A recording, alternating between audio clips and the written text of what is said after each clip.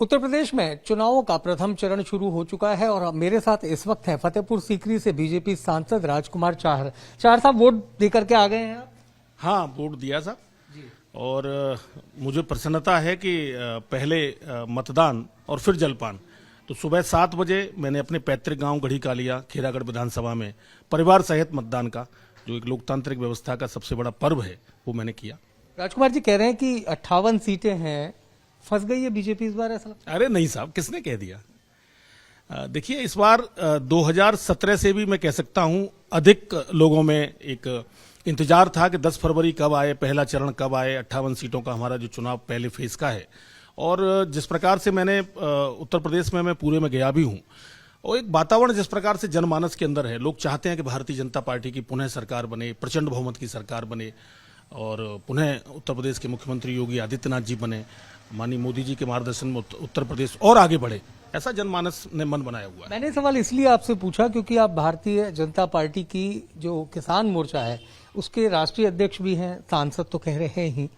किसानों का जो आंदोलन हुआ उसको लेकर के ये बात उठ रही है कि किसान बीजेपी से पल्ला झाड़ चुके हैं। देखिए, ये बात ठीक है कि प्रारंभ के दिनों में जब एक भ्रम किसानों के मन में डाला गया, फैलाया गया किसान विधेयकों को लेके, कृषि विधेयकों को लेके, लेकिन जब माननीय प्रधानमंत्री जी ने कृषि विधेयकों को जब वापस ले लिया और किसान का मान रखा, सम्मान रखा और राष्ट्र के हित में उन्होंने वो वापस लिया, किसान के हित में भी उन्होंने कहा कि मैंने वापस लिया है और किसानों से उन्होंने क्षमा भी मांगी।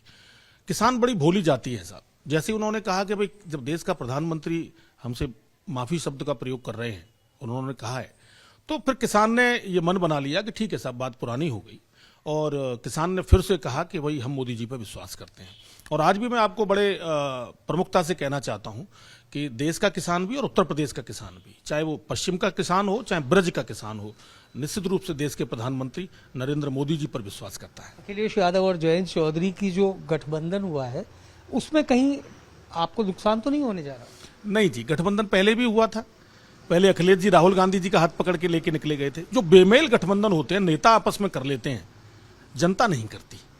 जनता को बहुत बुरा लगा। मैं आपको सच्चाई बता रहा हूं। जो किसान कौम, जहां जयंत जी चौधरी चरण सिंह जी की विरासत की बात करते हैं, वो अलग बात है कि उन्होंने चौधरी चरण सिंह जी के पद चिन्हों पर कभी वो लोग चले नहीं। और चौधरी चरण सिंह जी के भी पद चिन्हों पर चलने का काम और चौधरी चरण सिंह जी जो चाहते थे और महात्मा महेंद्र सिंह टिकैत जो चाहते थे, वो मोदी जी कर रहे हैं, उत्तर प्रदेश में योगी जी कर रहे हैं। तो वो बेमेल जो गठबंधन दो नौजवानों ने किया, वो एक जनता को पसंद नहीं आया, किसानों को पसंद नहीं आया। तो मुझे नहीं लगता कि इसका कोई किसी प्रकार का असर पड़ेगा, कतई नहीं पड़ेगा। आप बीजेपी की कह रहे हैं कि बहुमत आएगा, प्रचंड बहुमत आएगा। यहां तो आपके संसदीय क्षेत्र की जो सीटें हैं उनकी जीत के लाले पड़ते दिख रहे हैं। अरे नहीं साहब, देखिए मैं आपको बताऊं, पिछली बार आगरा जनपद की 9 सीटों पर भारतीय जनता पार्टी जीती थी और इस बार भी वही वातावरण है। 9 की 9 सीटें भारतीय जनता पार्टी निश्चित रूप से जीतेगी और अच्छे मार्जिन से जीतेगी। जी, तो ये जो तमाम मुद्दे हैं, आपको लगता है राम मंदिर का भी फायदा हो रहा है? आपको राम मंदिर बन रहा है? देखिए, एक यकीन, एक विश्वास भारतीय जनता पार्टी ने जो संकल्प पत्र में पहले दिए, धारा 370 को हटाया, भगवान श्री राम की जन्मभूमि पर सैकड़ों वर्ष से मंदिर के निर्माण का आंदोलन चल रहा है, वो आज मोदी जी के समय पर और योगी जी के समय पर ही संभव हो सका।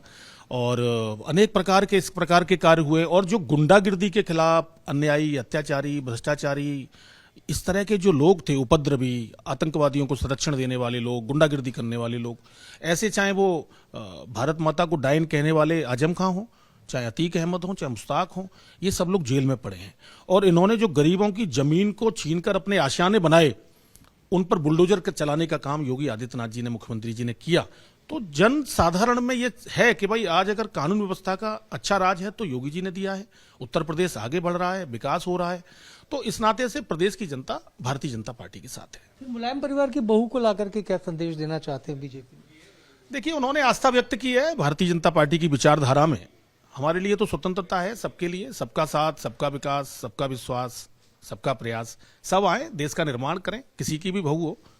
लग रहा है कि एक बार फिर योगी सरकार, डबल इंजन सरकार? निश्चित रूप से डबल इंजन की सरकार बनेगी। मोदी जी के मार्गदर्शन में उत्तर प्रदेश के मुख्यमंत्री योगी आदित्यनाथ जी के नेतृत्व में भारतीय जनता पार्टी की सरकार निश्चित रूप से बनेगी और प्रचंड बहुमत से बनेगी। बहुत शुक्रिया राजकुमार जी, धन्यवाद। तो सांसद राजकुमार चाहर, जिनका कहना है कि एक बार फिर बीजेपी की सरकार उत्तर प्रदेश में प्रचंड बहुमत के साथ बनने जा रही है। किसान आंदोलन हुआ, लेकिन वो एक वक्ती तौर पर था और अब वास्तव में उत्तर प्रदेश का किसान बीजेपी के साथ है। कैमरामैन गोविंद साहू के साथ मनीष शर्मा, एबीपी न्यूज आगरा।